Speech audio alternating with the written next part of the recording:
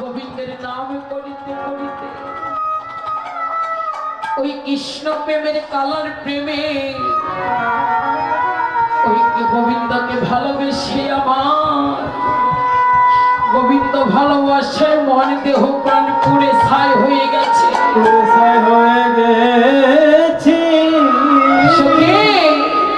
এই পোড়া দেহ পোড়ালে পুড়বে না, তাহলে কি করবো? শোন, মৃত্যুর পরে কিন্তু ওই যমুনায় ভাসিয়ে দিস না। কেন পোড়াবো না, ভাসাবো না, করবো নাকি? অসখী, গোবিন্দের জন্য কাঁদিতে কাঁদিতে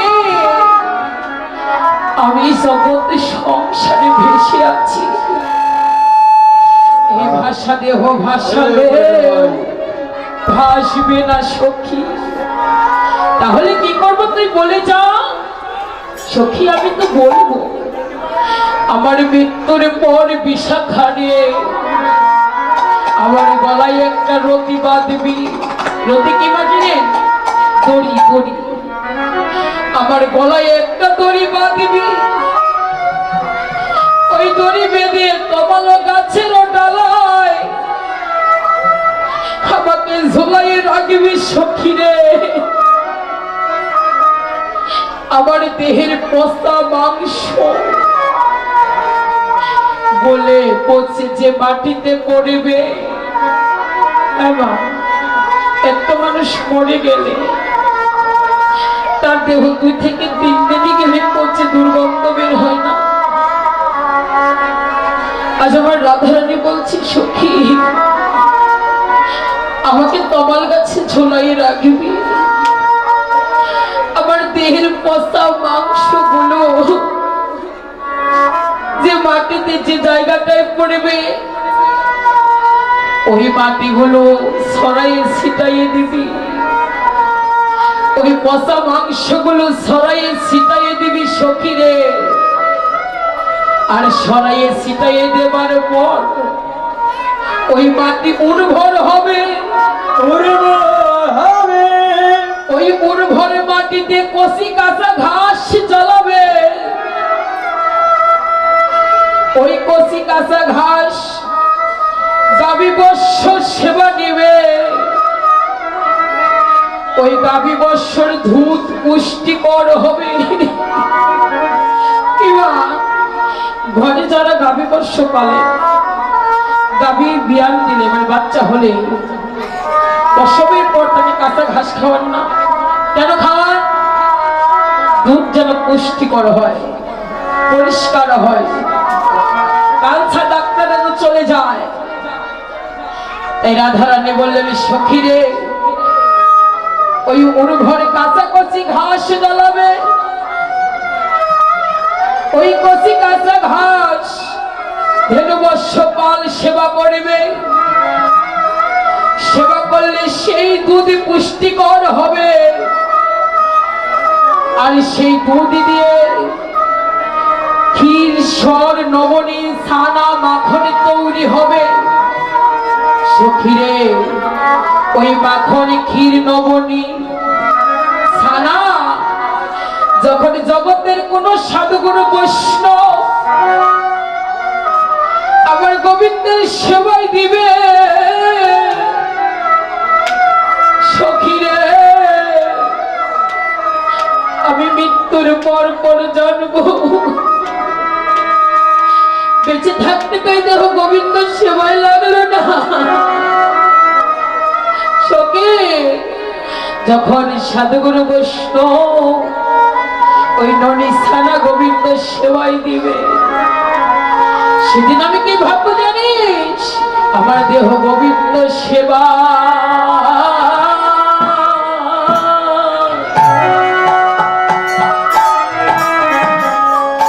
সেবায় লেগে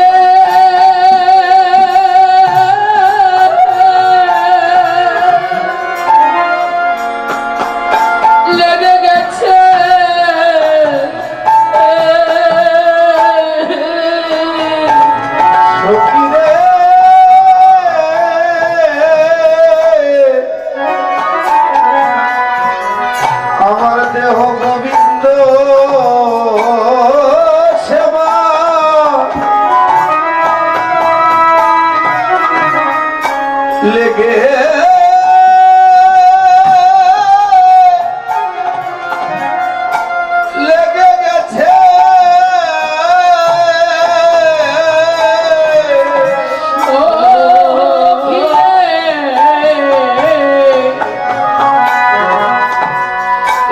গোবিন্দ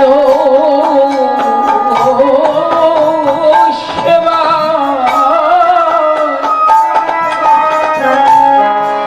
গোবিন্দ সেবায় লেগে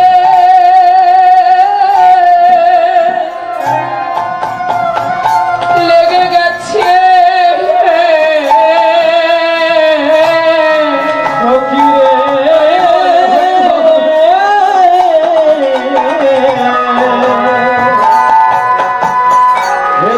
গোবিন্দ সেবা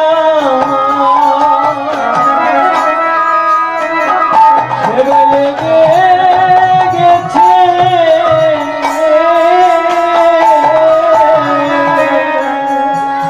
ওরে বেঁচে থাকিতে তো গোবিন্দ সেবায় ওরা সেবার বঞ্চিত হলাম এই যে হয়ে আমার গোবিন্দ সেবায় সেদিন সখিরে লেগে গেছে আমি বেঁচে থাকতে গোবিন্দ সেবা হরি বল, হরি বল।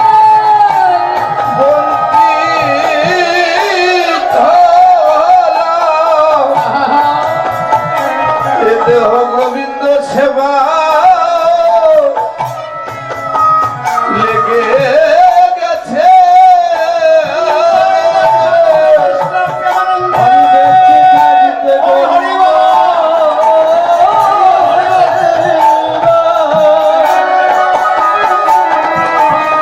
সেবা বঞ্চিত হলাম।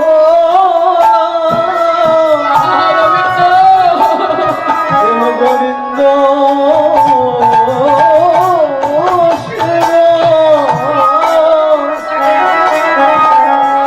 সেবা লেগে ওরে যে তুমি সাধুগুরু বৈষ্ণব ওরে ননি সেবায় দিবে এ দেহ গোবিন্দ সেবায় আমার লেগে যাবে সাধুগুরু বৈষ্ণব সেবা দিবে, গোবিন্দ সেবায় লেগে যাবে। বৈষ্ণব সেবা দিবে, গোবিন্দ সেবায় লেগে যাবে। আরে সাধুগুরু বৈষ্ণব বৈষ্ণব সেবা দিবে, আমি গোবিন্দ সেবায় লেগে গেলাম সখীরে। জয় রাধে তাহলে ছিলাম কোথায় মা আর সন্তানের ভালোবাসা রাধে এই যে পিতামাতা সন্তানের ভালোবাসা আমরা কলিলি হতো জীবত বাবা স্বার্থের জগতে এই কলি হতো জীবের ভালোবাসা এই যে দিদি মানে আসলে বসে তো হাসতে নাই কথাগুলো লক্ষ্য করে কাজে লাগবে হরি বল এই স্বার্থের ভালোবাসা দুদিনে হরি বল এই ভালোবাসা আজ আছে তো কাল নাই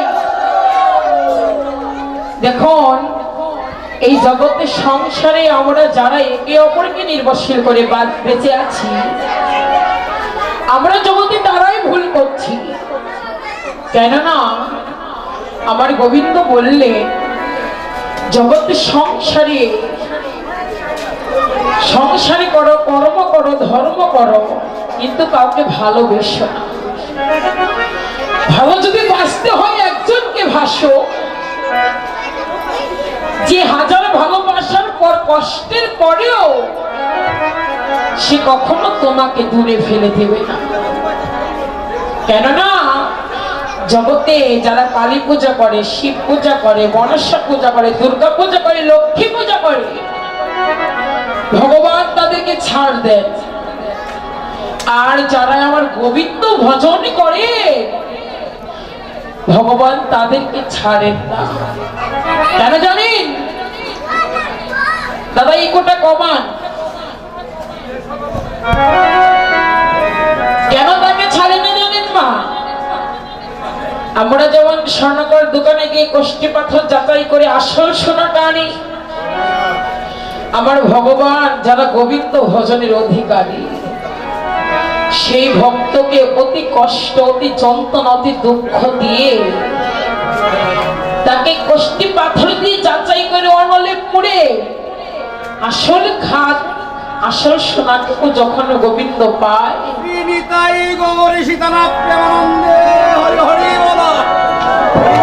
রাধে হরিবা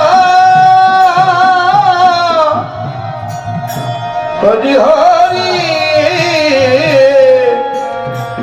হরি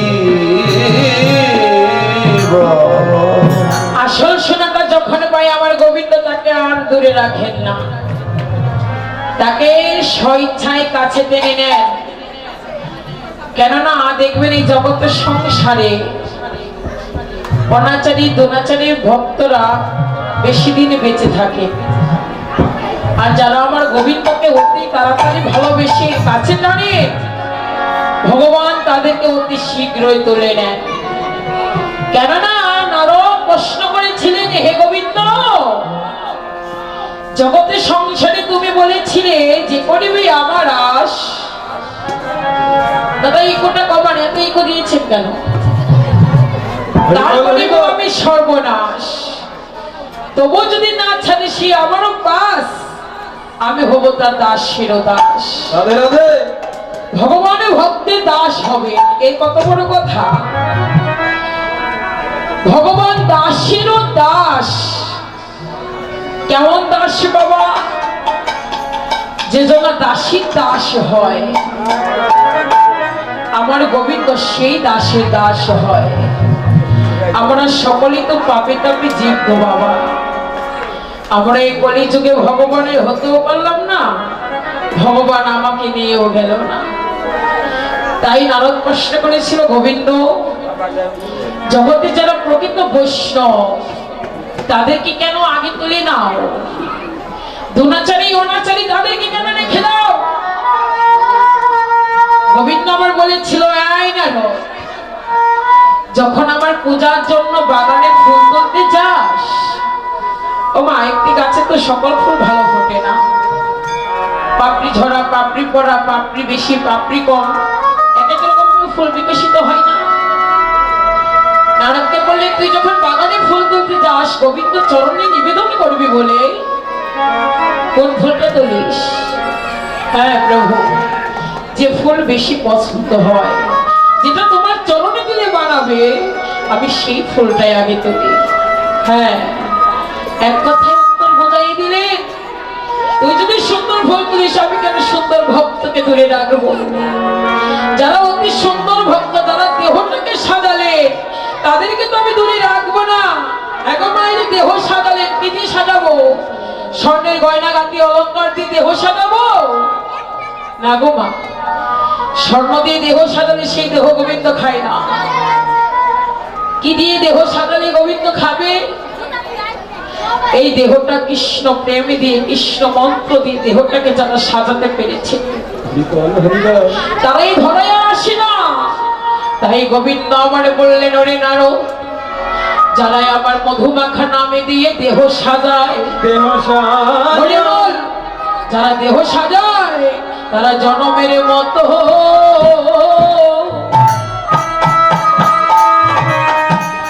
ঘরের বাহির হয়ে যায় রে। ও তারা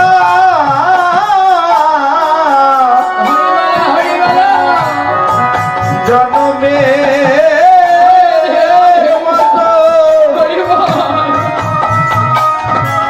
ঘরের বাহির হয়ে যায় রে।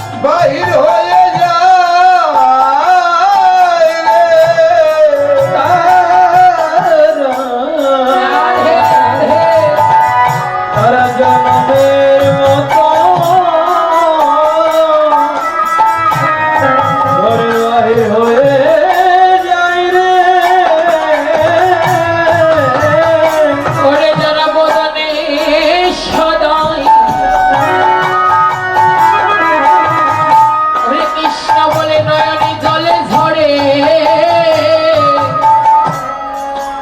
ঘরের বাহির হয়ে যায় রে। ও তার বদনে কৃষ্ণ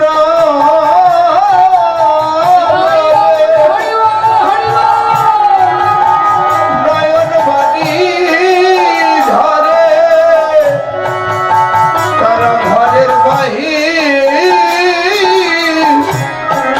হয়ে যায় রে। ওরে যাদের নয়ন বাড়ি কৃষ্ণ ভোলে ঝরে তারা ঘরের বাহির হয়ে যায় রে। ওরে নয়ন বাণী কৃষ্ণ বলে ধরে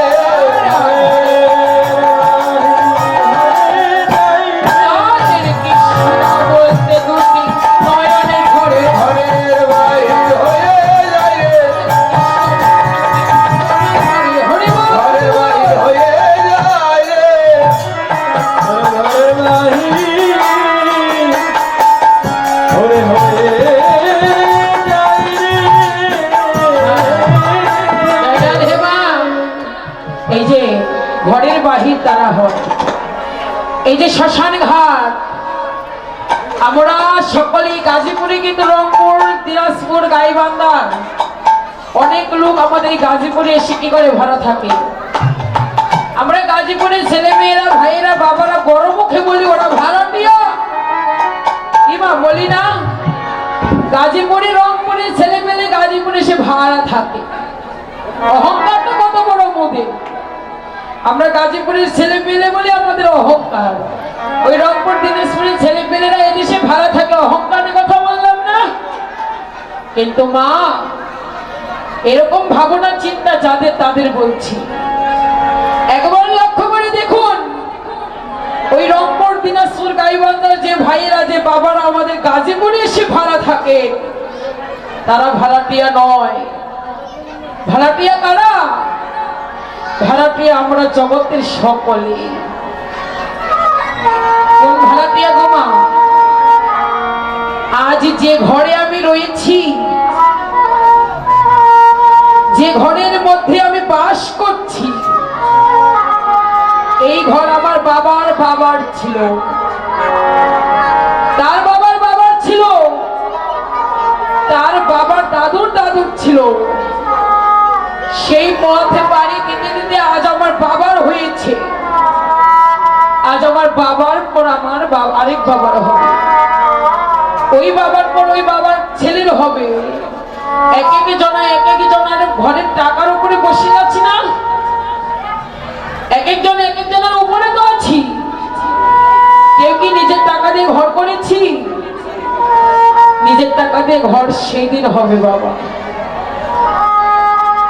যেদিন এই দেহ মন প্রাণ আপন আপন গুরুর চরণে শোভতে পারবো। ওই গুরু আমাদের হৃদয় মন্দিরের যে আসল ঘরটা রয়েছে, বিনামূল্যে সেই টিকিট কেটে ওই ঘরে ঢুকতে পারবো। ওই ঘরের মালিক আর কেউ হতে পারবে না, ওই ঘরের মালিক একমাত্র আমি হব। কেননা বাবা ওই ঘরে আমার গোবিন্দ আছে, আমার গোবিন্দের ভক্ত আমি আপনাকে দেব না, তাহলে ওই ঘরের মালিক আর কেউ হবে না। আমরা যে আশ্রয়ে রয়েছি, আমরা এই জগতের সকলে ভাড়াটিয়া বাবা। ভাড়াটিয়ার ভাড়ার ঋণ শেষ হবে যেদিন ফুল বিছানা সাজাই যে ঘাটের উপরে শুয়ে থাকি,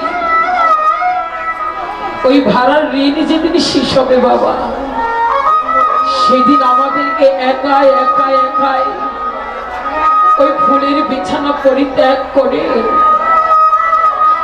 যে ঘরের চিন্তা কোনো দিনও করলাম না। হ্যাঁ মা, আমি তো এক অভাগিনী পাপী। আমাদের শ্মশান পাকা 3 বছর পর আমার বাবারা ডেকেছে বলে এসেছি। আমি এসে চমকে গেছি, আমাদের শ্মশানে এত সুন্দর হয়ে গেছে। ওই একদিনই তো আমাদের শ্মশানে আমি ঘুরতে আসি না, একদিনে তো এসে এখানে বলি নেই হে প্রাণ গোবিন্দ, আজ আমার আপন ঘরে আমি এক বেলার জন্য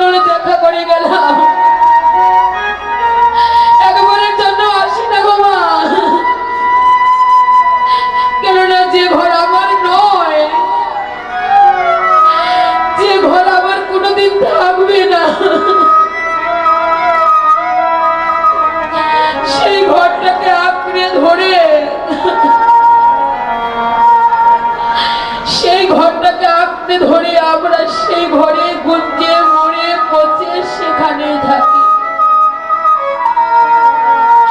কিন্তু বাবা ওই ঘর আমাদের নয়, আমরা ওই ঘরের ভাড়াটিয়া। ভাড়ার ঋণ ফুরাই গেলে আর ওখানে আমাদের আশ্রয় দেবে না। এই যে দেহটার নামে দিলেন ভজনযোগ্য দেহ, দেহটার মাপ থাকে 3.5 হাত, তার নামে দিলেন ভজনযোগ্য দেহ। কেননা এই দেশে 10টা ইন্দ্রিয়, 6টা স্বররেখা। এই 10 ইন্দ্রিয়ের ভজন যারা করেছে তারা আমার আসল ঘরের সন্ধানে পেয়েছে। মা, এই 3.5 হাত দেহের ভিতরে 3টি নারীর বসবাস। এই নারী 3টি কারা? নারী 3টি হলো ইরা, পিঙ্গলা, সুষমা। এদের বাস কোথায়? ইরার হলো ডাইনে, পিঙ্গলার হলো বামে। আর সুষমার বাস কোথায় মা? সুষমার বাস এই দ্বিদলে। নাসিকা দিয়ে তার শ্বাস প্রশ্বাস পরিত্যাগ হয়, আসা যাওয়া হয় গো মা। তাই মহাজন শাস্ত্রে কলমে দিলে যেদিন সুষমার কর্ম ফুরাইয়ে যাবে, 3টি নামের 3টি কর্ম, তার মধ্যে সুষমার কর্ম হলো উত্তম।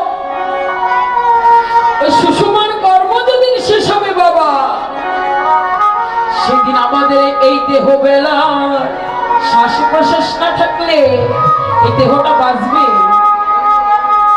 না মা? বাঁচবে গো? বাঁচবে না। যে দেহে শ্বাস নাই, প্রশ্বাস নাই, সে দেহ বাঁচে কে করে? যে দেহে আমার গোবিন্দর হাওয়া বাতাস লাগে না, ব্রজের ধুলা লাগে না, সে যে দেহে আমার কৃষ্ণ নাম থাকে না, সেই দেহ আমার গোবিন্দ কোনোদিন গ্রহণ করে না। তাই ইরা আমাদের বৈষ্ণব সঙ্গে এগিয়ে নিতে সাহায্য করে, পিঙ্গলা আমাদের বজ্রের ধুলি নিতে সাহায্য করে, সুষমা আমাদের সব কর্ম শেষ করার সাহায্য করে। এই সুষমার কর্ম হলো যাওয়া আর আসার পালা। এই সুষমার কর্ম যেদিন ফুরাবে বাবা, সেই দিন গর্ভজাতি সন্তান বলো, বন্ধু বলো, পিতা বলো, পুত্র বলো, ভাই বলো, বোনের সদন বলো, যারাই বলো না কেন, যেদিন এই দেহের আয়ু বেলা ঘোরাই অন্ধকার নেমে আসবে, যেদিন আমার এই সুষমার শ্বাস আসা যাওয়া বন্ধ হবে, সেদিন কি হবে জানো? আমাদের ওই পরের ঘর পরিত্যাগ করে আপন ঘরে আসবে। তাই মহাজন কলমে দিলে, ওরে যাবি যেদিন শ্মশান ঘাটে,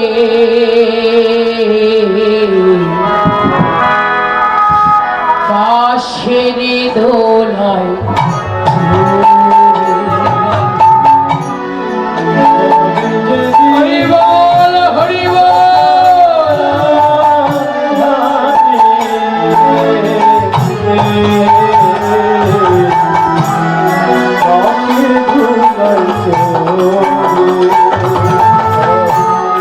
যাবি যেদিন শ্মশান ঘাটে, বাঁশের দোলায় চড়ে, ওরে যাবি যেদিন শ্মশান ঘাটে,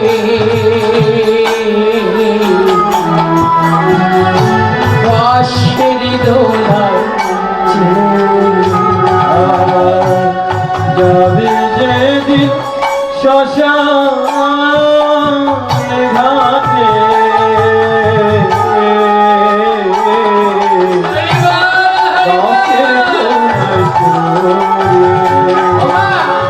আমাদের আপন কি হয় দেখুন, মহাজন বললেন, পিতা বলে পুত্র বলে কে আপন নয়, সেদিন আপন কি ওরে সঙ্গে দিবে এক মুঠোতি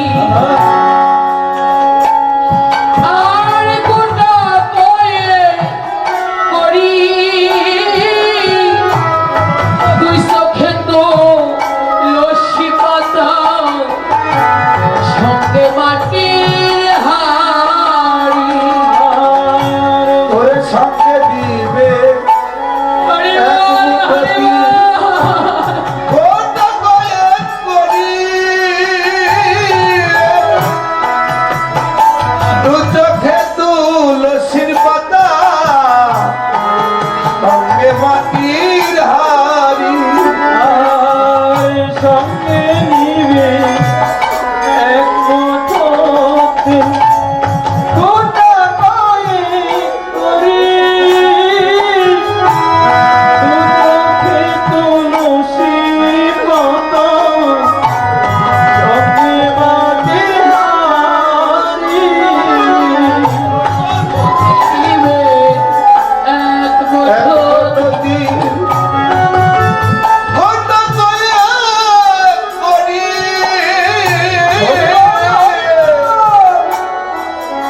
চোখে দিবে তুলসীর পাতা মাটির হাড়ি ওরে সঙ্গে দিবে এক মুঠোতি গোটা গায়ে পড়ি দু চোখে তুলসী পাতা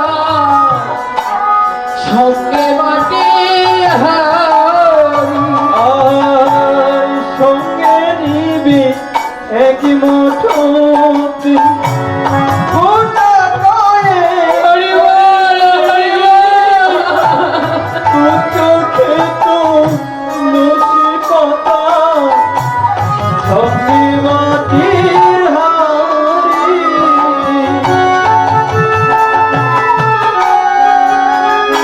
আরে পবনের এই দামি কাপড় দিবে সেদিন কে রে?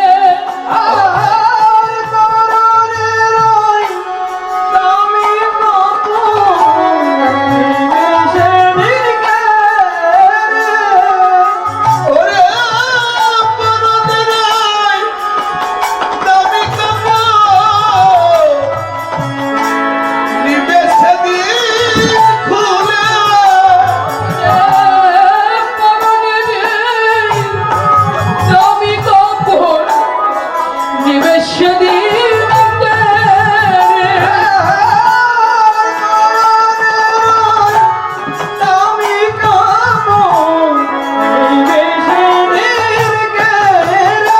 ওরে যাবি যেদিন শ্মশান ঘাটে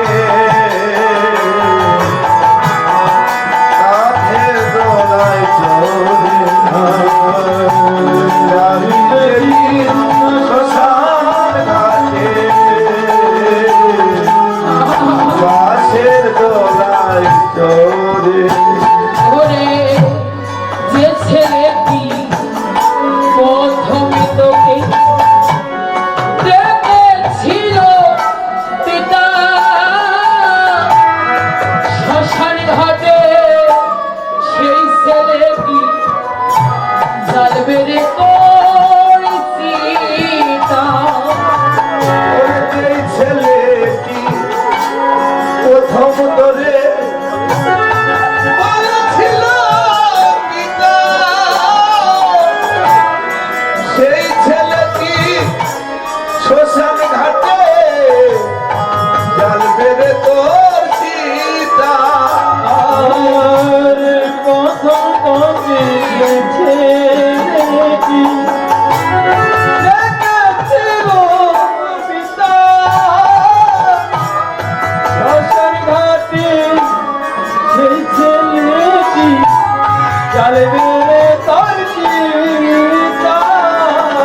ওরে যে ছেলেটি প্রথমে তোকে দেখেছিল পিতা আজ শ্মশান ঘাটে সেই ছেলেটি জানবি রে তোর চিন্তা ওরে প্রথম তোরে যেই ছেলেটি বলেছিল পিতা শ্মশান ঘাটে সেই ছেলে তো জাল পেরে তোর সীতা আরে পূর্বে রে তোর এই নশাতে দেহ সকল কর্ম রবে পরে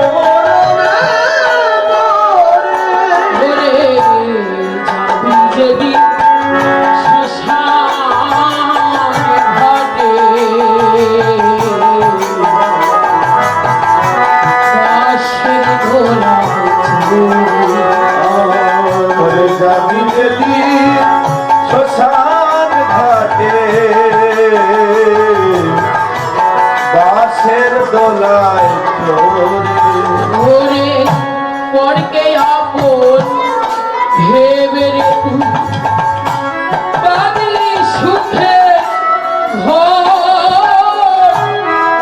দয়াল যে তোর পরম আপন আর তো সবই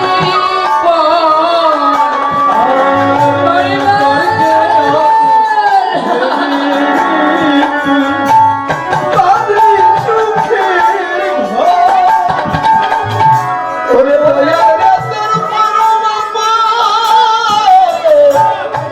আর তো সবই পার। আর পরকে আপন ভেবে তুই বাঁধলি সুখের ঘর। দয়াল রে তোর পরম আপন, আর তো সবই পার। ওরে অন্তিম কালে হরি বলে ডাকে সকল ছেলে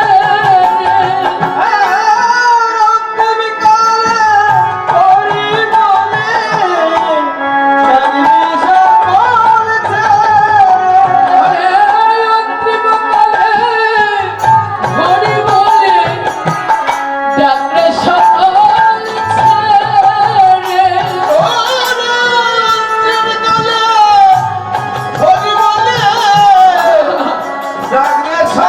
ছেলে ওরে যাবি যেদিন শ্মশান ঘাটে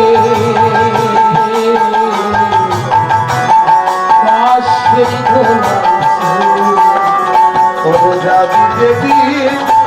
শ্মশান ঘাটে বাসের দোলায় চড়ে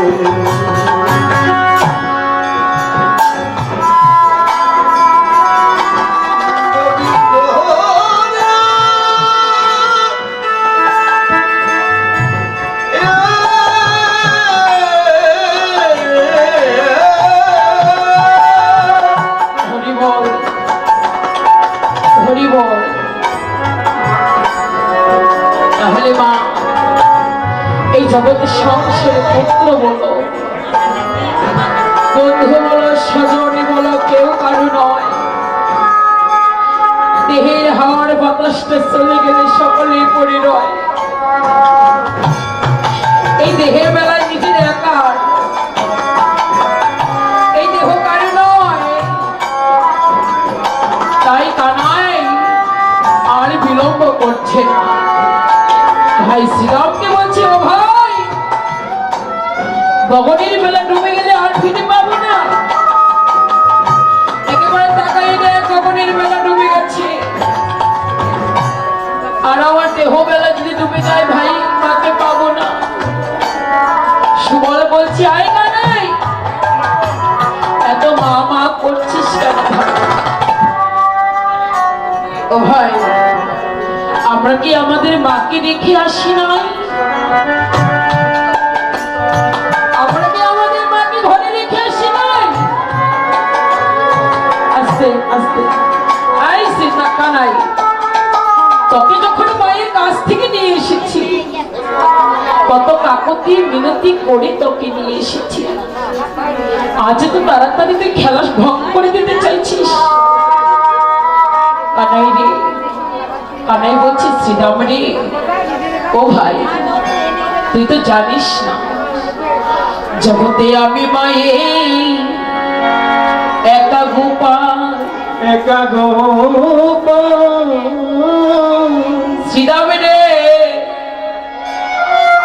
জগতে তোদের সকলের সকল আছে সকলই আছে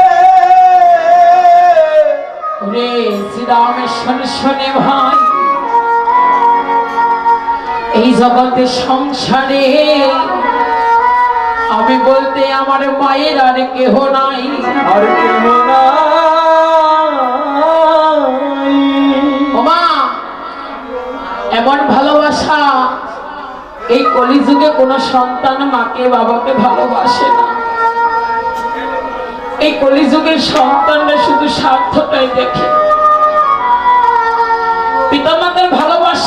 কষ্টটা কি ওই সন্তান এই কলিযুগের ভাইয়েরা বোনেরা বুঝে না। পিতা মাতার মুখ করে কত বোনেরা চলে যায়, পিতা মাতাকে একটু বৃদ্ধ হলে কত ভাইয়েরা বিয়ে করে পিতা মাতাকে বৃদ্ধাশ্রমে দিয়ে আসে। কেননা পিতা মাতা সেই বাবা সেই ভাই সেই বদিদের একটি বট গাছের ছায়া মনে হয় না, জঙ্গলে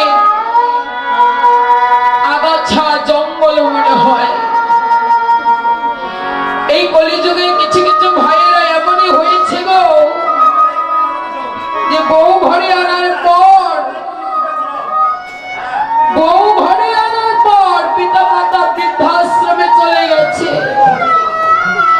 কিংবা বউয়ের যন্ত্রণায় পুত্রের যন্ত্রণায় বিষ খেয়ে আত্মহত্যা করেছে। এই কলিযুগে হাজার হাজার ঘরে হয়েছে বাবা, আমি প্রমাণ দিতে পারবো।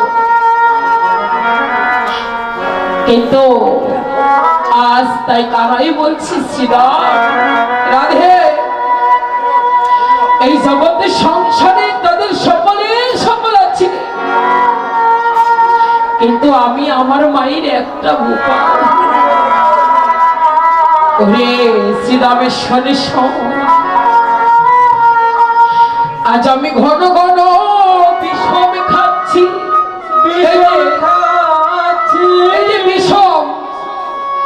এই বিষম অর্থ চর্চা, আমরা বাংলায় বলি, খেতে বসে নাক মুখ দিয়ে বের হয় না, চর্চা উঠেছে বলি না, এটার অপর নাম হলো বিষম। যদি কোনো সন্তানে বিদেশে থাকে, ওই সন্তানের বিপদে হলে অতি আগে এই অভাগিনী জনমে দুঃখিনী মায়ের হৃদয়টা জেনে ওঠে। আর যদি কুপুত্র না থাকে সুপুত্র হয়, পিতামাতার বিপদে পিতামাতার কষ্টে ওই সন্তানের হৃদয়টা জেনে ওঠে। কিংবা আমি মিথ্যে বলছি না, সত্য বলছি। কেননা এই কলিযুগে কুপুত্র হয়, কুকন্যা হয়, মৃত্যুর পরও কুপিতা মাতা হয় না। কেননা একটি মাকে যদি সন্তান কুবিও মারে, সেই সন্তানের জন্য একটি মা কোনোদিন অভিশাপই করে না। পরের কষ্টে যদি কোনো মা অভিশাপ করে, পরে গিয়ে দেখবে ঠাকুরের চরণে গিয়ে শত ক্ষমা চায়। আর কোন সন্তান যদি মাকে কুবিও মারে, সেই মায়ের মৃত দেহটা কবরের নিচে থেকেও বলে, হে গোবিন্দ,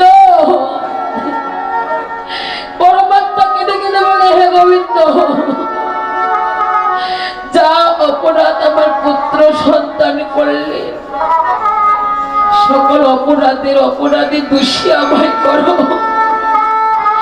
আমার পুত্র সন্তানের দোষটুকু আমায় দাও। আর আমার কোনো গুণ থাকলে আমার পুত্রকে দিয়ে দাও।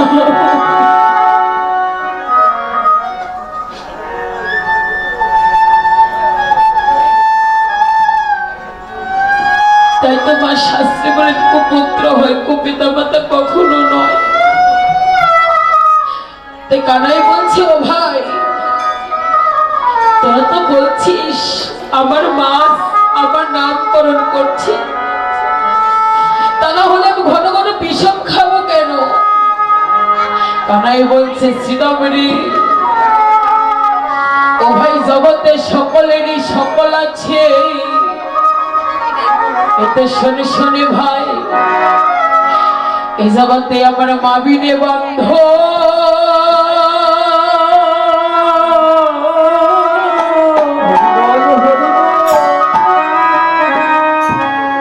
আরে বান্ধবান ভাবে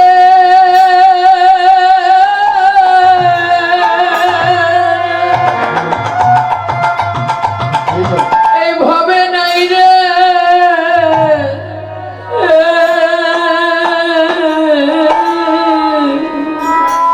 এই জগতে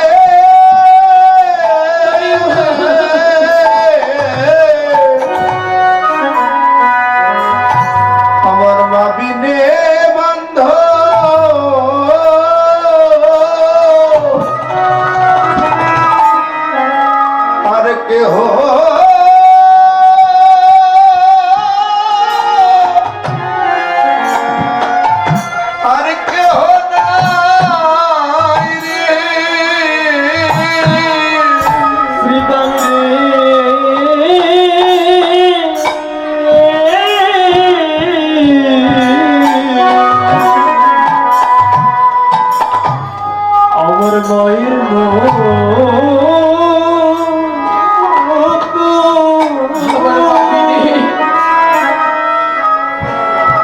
এভাবে কোন বান্ধব নাই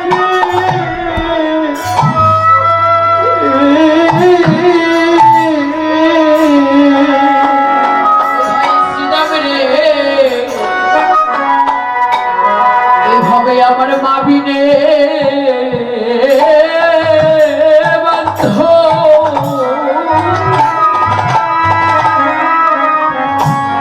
ওরে বান্ধব রে নাই,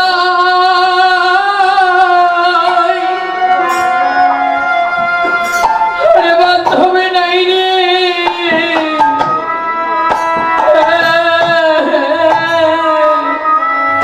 ও ভাই শ্রীদাম রে,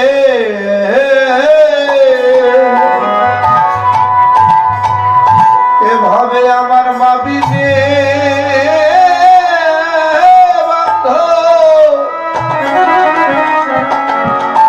আর কেহ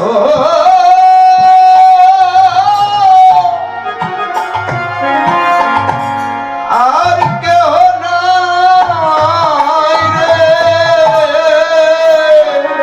ওরে আমার মা মরিলে ভাই বল আমি বান্ধবে পাবো কোথায় রে? ওরে আমার মামিনে বান্ধব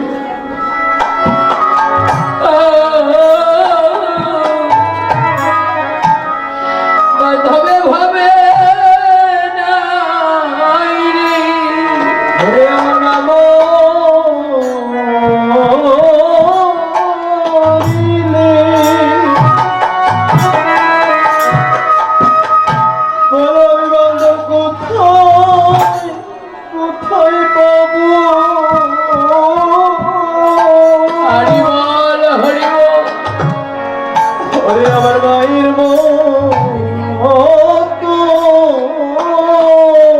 রাধে আর তো কোন বান্ধব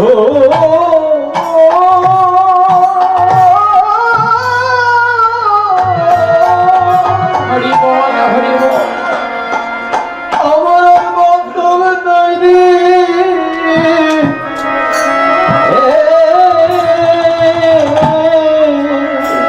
ওরে আমার মামা মরিলে ও ভাই বলে বান্ধবে কোথায় পাবো? হবে আমার মায়ের মতো বান্ধব আর কেহ নাই রে। আমার মামা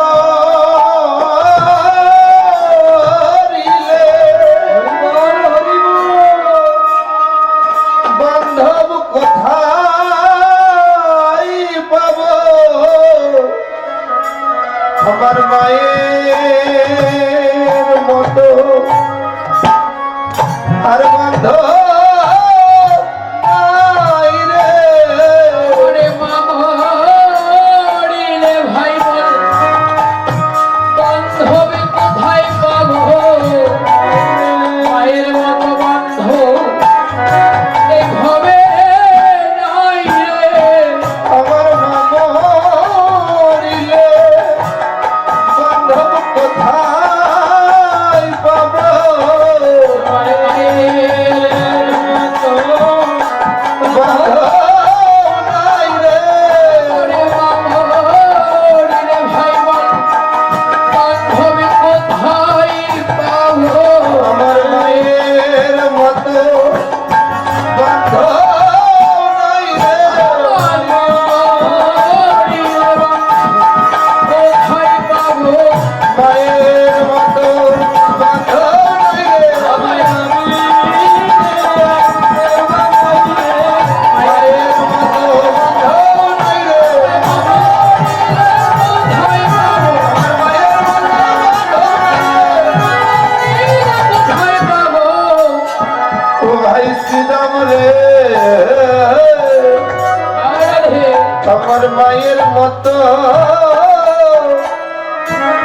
বান্ধব নাই রে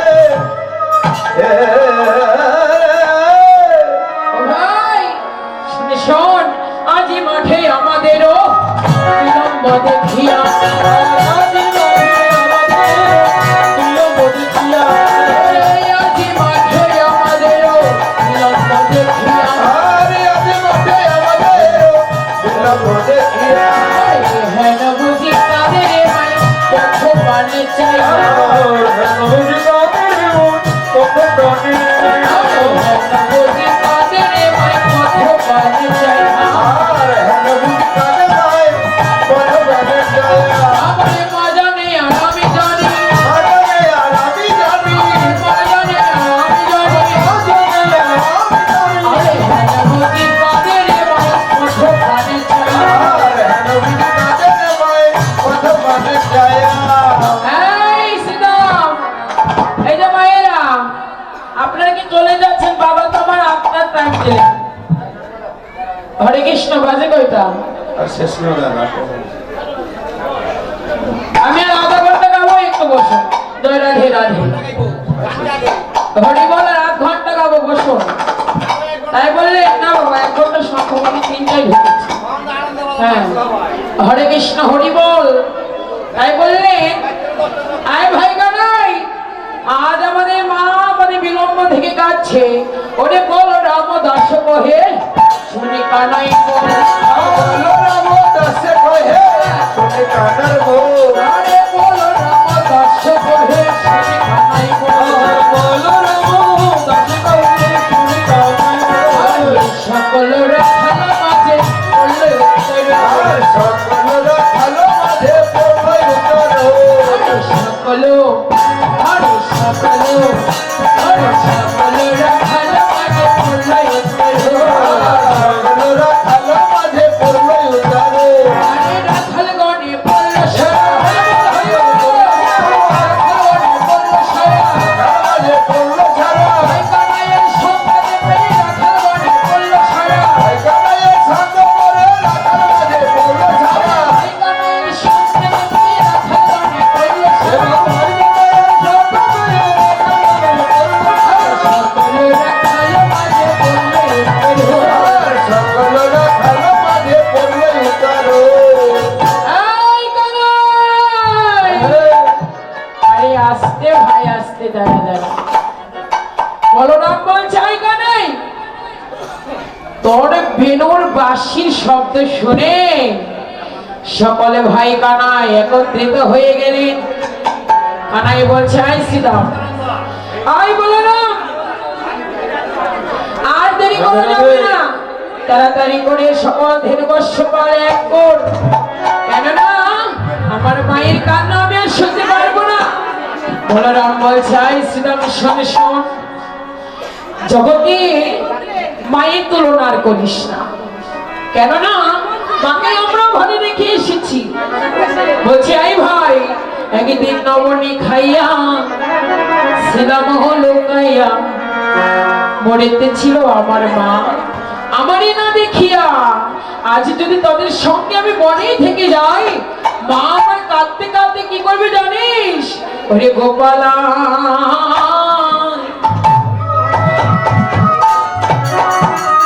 গোপালা, গোপালাই বলে ও মা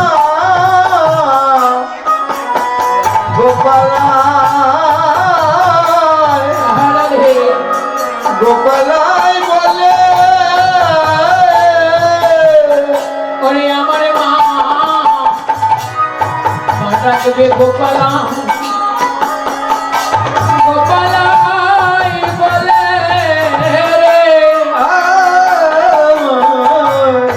মাটা দিবে গোপালাই ওরে গোপালাই বলে ও ভাই, গোপাল গোপাল বলিতে বলিতে মা কি হবে জানিস? ওরে মার দেহ প্রাণ, ওরে মারে না দেহ প্রাণ যদি, ওরে